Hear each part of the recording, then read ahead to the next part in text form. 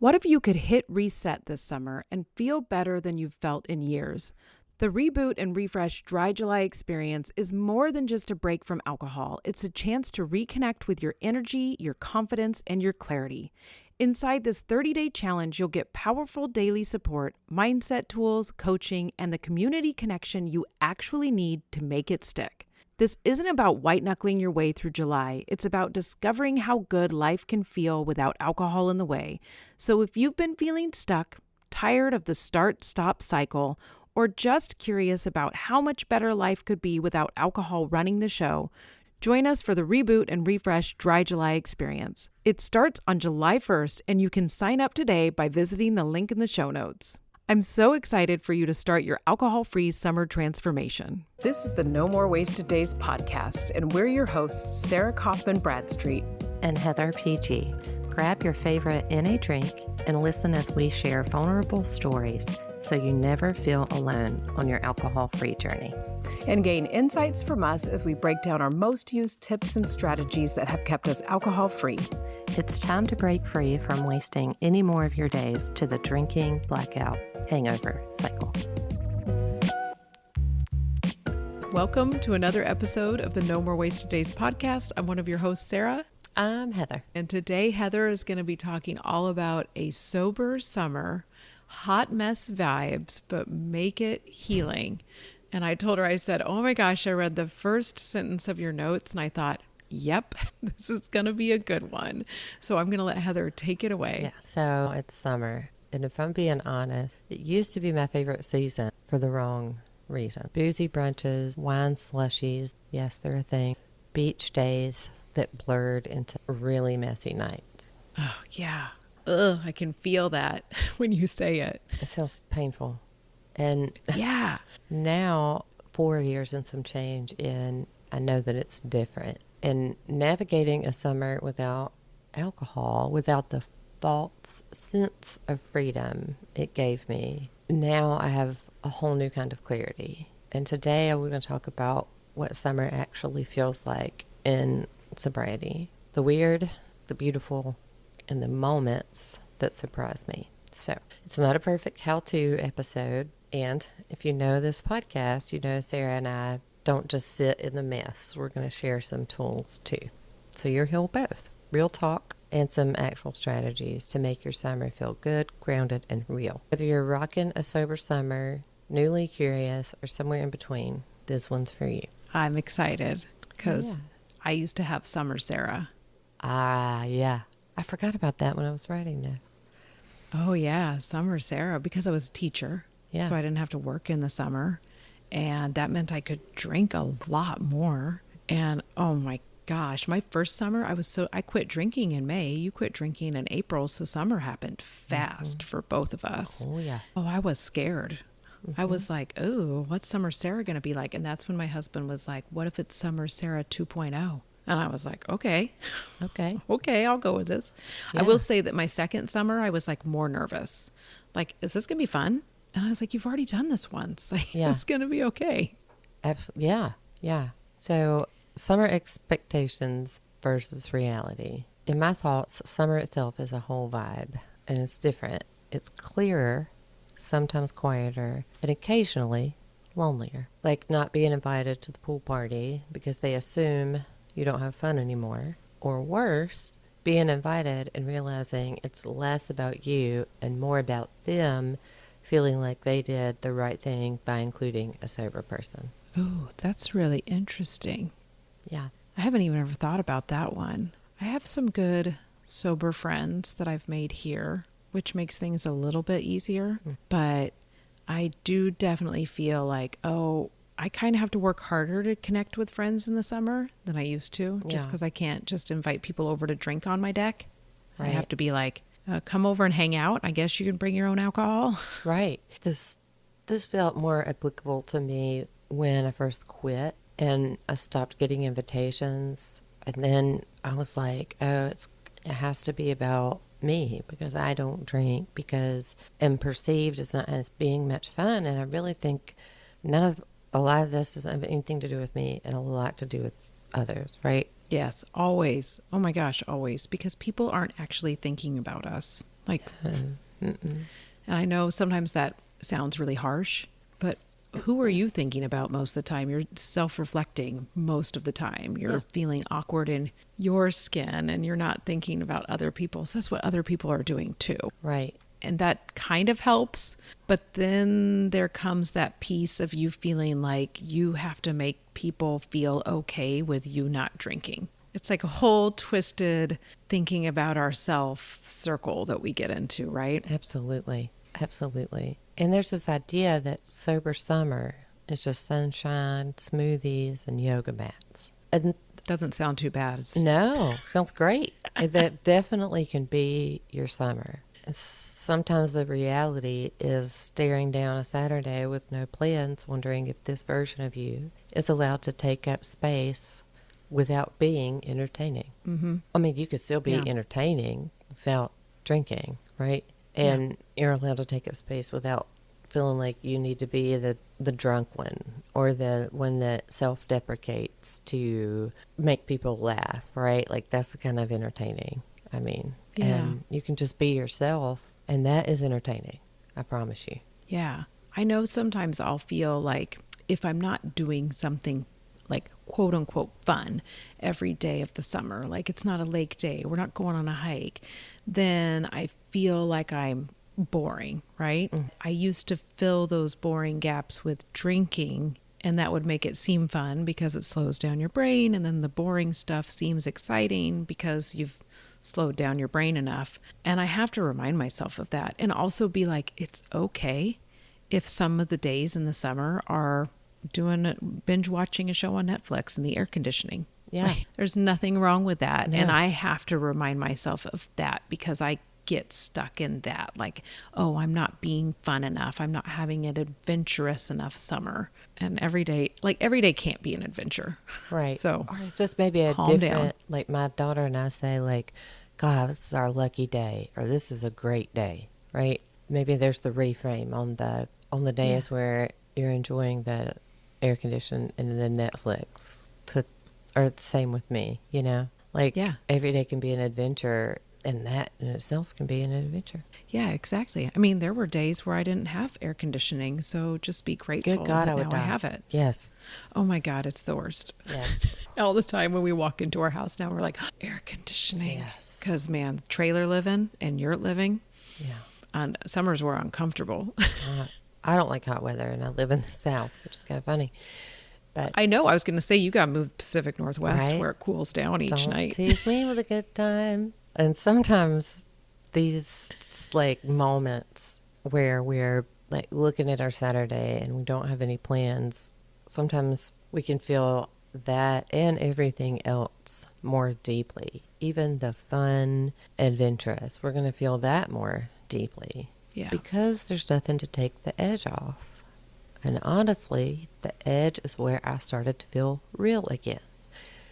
And I did not love that. And there are days where I still do not love that at all. And that's where feeling it is part of healing it. And that's where the magic is. Yeah. It's sometimes it's okay to say, shit, I don't like this magic, right?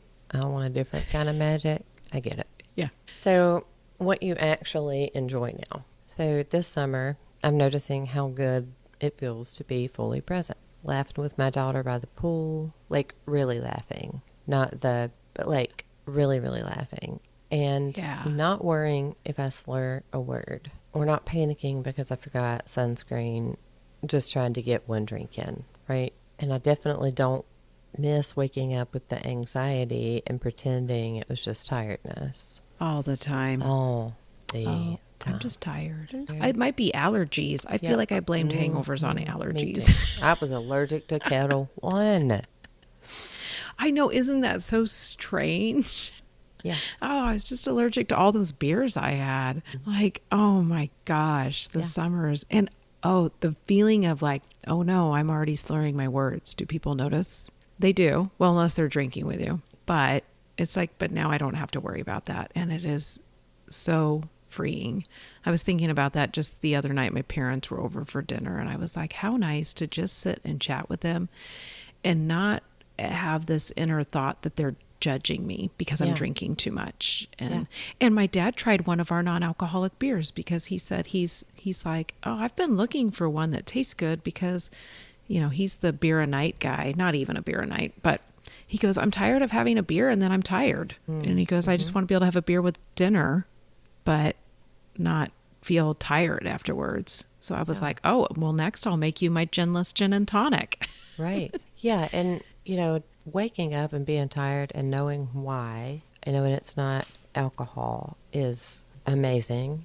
And then I don't miss rerunning conversations in my head because I can't remember how they sounded, or worse, Yeah. not having a clue what conversations I had and trying to guess of how I could have possibly offended and or pissed someone. Oh, I know.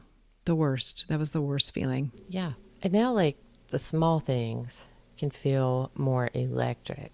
And a text that makes you smile. A night walk where you remember what peace actually sounds like. Right? Yeah. And the smell of the air when it cools down after a hot day or after it rains. My daughter and I were talking about, like, God, it smells so good after it rains in the summertime. Yeah, it does. Hey there, it's Sara, and I'm interrupting the show because I'm curious. Are you ready to feel better fast? Join the Reboot and Refresh Dry July experience. This is a 30-day alcohol-free challenge to reset your body, boost your energy, and reclaim your summer. You can sign up in the link of the show notes of this episode. Now let's get back to the show. And it's not it's not about numbing out the bad anymore or the good and just trying to survive the awkward. So it's great to not just feel like, oh my God, I'm just surviving the awkward, right? Mm-hmm. When you get a little further out, is really what I'm trying to say. Like, once you're not numbing and you've survived the awkward or the part where you feel like you don't have skin, and that shift is changing everything. Oh, yeah. So if this sounds familiar and you're thinking, okay, I don't want to do this alone, I've got some spaces right now in my one-on-one coaching. We go deep if that's where you want to go. It's always supportive, doable, and it can be life-changing. And come hang out with us over in the Daymakers. That's where we share more about this type of stuff in real time. Yeah. Real stories, tools, and reminders that you're not alone in this. Yeah. So check out the link in the show notes for that. So now, how do we do summer sober? I said this wasn't going to be a how-to episode, and you know us. If you don't, welcome. Yeah, we like to give you some tips and strategies. Yeah. So this is probably the most key. Well, they're all really key. So stay with us. Build your summer toolbox. Your favorite drinks, sparkling water, mocktails, kombucha, just good old iced coffee. That's what my sober sister says, ain't got to be hard. No. Bring your own snacks or a comfort item to social event. Something that feels like you. I have one of those fidget rings. That can be something that brings you comfort.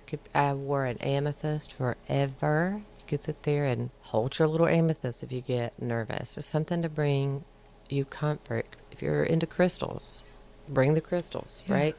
I love that. I have them in my purse. And then think about downloading a few sober podcasts like ours or audiobooks ahead of time, especially for long drives in areas without great cell service. It makes a huge difference when you're recharging solo too. One thing that I like to put in my sober toolbox or my summer toolbox, I mean, this doesn't even have to be sobriety related, is a summer bucket list. Like things that I want to do this summer that are fun. And they can be little and they can be big. And it's, I'm a goal setting person. I'm a list maker. So I can be like, okay, this year I want to do a family backpacking trip. This year I want to be sure we get out on Lake Kokanee like 3 times, because last year we figured out we only did it once. And we were like, what? That lake is beautiful and it's right by us. So it's just like, make that summer toolbox. And maybe you put like the bucket list, and maybe put on there like, I want a day where I just chill out in the air conditioning. Like if you have air conditioning and you bake cookies on that day because you can and you don't have to worry about heating up your house, put it on your bucket list and be like, that's something I want to do. They make a lot for kids on Pinterest. So go look at them and then like take your own ideas and make it like, why do kids get to have all the fun? But those are things that really help me, especially when I'm like, oh, this is going to be so boring. Right. And then I'll be like, no, it's not. I got this bucket list here, and I've got my sober summer toolbox. So, and definitely always the drinks. I think that's my number. Like, it's ridiculous that that's still my number one tool. Yeah, absolutely. Mine too. And I want you to think about being extremely picky with your energy. If it's not a hell yes, give your self permission to say no, and have an exit plan that doesn't feel dramatic, just aligned. And even if it is dramatic, it's fine. I promise you. Maybe you're just a fun, dramatic person. I like to reframe that as theatrical, because I may be a theatrical person. Sometimes. I was just thinking that. I was like, some people may find it fun. Yeah. Right? It just made me giggle, truly. Thinking of it in some I'm just thinking, like, ways. There's Heather again saying goodbye in a theatrical way. Right? Just who knows? Who knows? I'm thinking, like, you sing it. Right. Do a dance on the way out. I recently have a big old fan from that song, Boots on the Ground. Those are out more. Like, I was we went to a book reading, and it, like, this little girl, like she was probably 9 or 10, all of a sudden fanning herself. Yes. I was like, oh, mine says that girl's bringing some energy that I like. Mm-hmm. Yep. Golly, don't tempt me with a good time in that fan. So I also want you to make it a rule that your peace is greater than their expectations. Mm-hmm. Let me say that again. Your peace is greater than their expectations. Yes. Oh my gosh. I just had my brother-in-law was like, can you watch our dogs while he goes off for his bachelor party weekend and his fiance goes off for bachelorette weekend? And I had to be like, no. No, because I looked at the calendar and I was like, oh, I have friends. Like, for me to go do it, I have to drive 3 hours. They live 3 hours away. I have to, like, bring my dog, who then has to kind of live in a kennel the whole time. Like, it's not an ideal situation. I can do it if they're in a pinch, for sure. And I have all my animals, right? So I had to really be like, no, I'm sorry. Here's the Rover app. Yeah. This is what I use. Like... And I did tell my husband, I was like, if he really can't find somebody and they're having to shorten things, I'll make it work, because he lives in the same town as my sister, so I can make it a visit to her, But I felt so bad. Like, for a day, I was just like, oh my gosh, I feel so bad. And I was thinking, like, I have to put myself first. Like, that is most important. And I know I have company visiting the week after that, and I'm going to have a lot of stuff that I need to get ready here at our house. So... it was, we'll see what really happens. Good job. I'll tell you guys if I actually end up. Yeah. There's other apps other than Rover, too. Anyway. There are. Mm-hmm. Exactly. I know. I was just totally like, I'm sorry. We have to find somebody to watch our pets, too. Like, if I watch yours. Definitely. And then make your own moments. This is super key. So take yourself out. Sunrise walks, sunset walks, lake time, book in the park. One of mine, it's one of my favorites. It's going to the little consignment store down the street and just browsing, or finding a very random old bookstore. It could be really any bookstore, and I'm usually happy. Yeah. And then these little rituals that feel indulgent without the aftermath that is alcohol, like a DIY spa night, taking your mocktail on the deck, eating dinner by yourself with your favorite playlist. Like, I have a morning and an evening playlist. Oh man, I love how many playlists you have. Like, I'm like, I gotta get on this. And that could be something that we do: create a playlist to share with folks, and then that's a really good idea. Put it in the show notes. Anyway, I love to make a playlist, and mine are starting to make more sense, maybe to the average person. No, I don't mean anybody average. I mean anybody other than what I call my dysfunctional playlist that goes from like Phil Collins to Kanye or to Kendrick, right? Yeah. It's like, oh, we were in the 80s. Like, whoa, here we are. And then plan something to look forward to, even if it's small. Like my nothing days, which is actually, I don't do nothing, but one day I did. Trip with your kid, which I have paired with a staycation this summer. Yeah. I think that's key. That's like kind of falls into the bucket list idea. Yeah. Have those things to look forward to. And reframe the awkward. I love this. Because I feel like I'm a very socially awkward person. I don't know if that's true or not. That's what I feel. I feel like that too about myself. But I don't always feel that way. It just comes in waves. Yeah. And when people ask you why you're not drinking, you can just say, I just feel better this way. If you're uncomfortable, that doesn't mean you're doing it wrong. It just means you're in it. And that's part of the growth, right? So if you feel awkward, you're uncomfortable, you're in it. And that's good. Yeah. And normalize being the one who remembers the night and feels good the next day. People pay attention to that more than you think. They do. I've had comments before when people are like, oh, I bet you're feeling good this morning. Like if I'm on a trip with people and they drank and I didn't. And I was like, I'm always just like, yep, it's one of the reasons I do this. Like it is just like people know. I remember thinking when I would be hungover, if I knew there was somebody that wasn't drinking, I'd be like, oh, I bet that person's just having a normal day today. I'm sitting here nursing another hangover. Pretending I'm just tired from allergies, because that's what I did. I just got these bad allergies. Right. And alcohol does make your allergies worse. And that's not what we were thinking. We were just thinking a quick excuse that's normalized, right? Yeah, exactly. So I want you to celebrate the wins, or something I'm now calling the worth stars. So write them down, make a voice memo.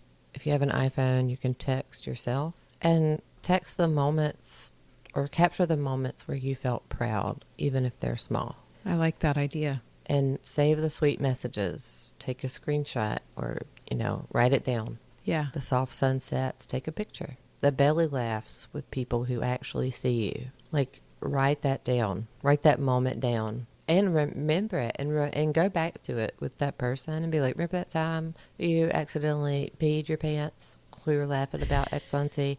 Me and one of my best friends do this a lot because that actually happened in our sober life. Yep. And it was kind of a laugh at Heather's pain moment, which was very well deserved, because I had one of those real awkward mama moments where you forget everything and it's so obvious and you're like, So write those down, capture those, relive those instead of the drinking memories, right? Yeah. And let those memories remind you why this version of you is worth showing up for. Yeah. I love that idea. I love the voice memos to yourself or texting yourself. Because then when you are feeling like, oh, this is too hard, it's not worth it, you can go read that text thread that you have to yourself. Right. And I'm starting to do voice memo texts to people who I text frequently. And it's kind of cool to go back, and listen. There's something different about listening versus reading, Yeah. And if you're sober, summer isn't perfect. I mean, same. I don't believe in it, and it's yours. It's way more beautiful than anything that ends with a hangover. So send us a DM on social media and tell us your summer wins, your connection moment, or your hot mess triumph. Because I'm telling you, I am a walking hot mess. A lot of the times. I know we all are, Yeah, right? And we're all busy people. Yeah. Just those triumphant moments are uncelebrated when we're on the hot mess express. So let's celebrate the parts that feel good and hold a little space for the ones that still sting. And if no one's told you today you're doing better than you think you are. So, all right. So be sure to check out the show notes and give us a rating and a review. I think our ratings went up a little bit on Apple, so let's keep it moving. Check out the link in the show notes to join the Daymakers or work with me one-on-one. And until then, bye y'all.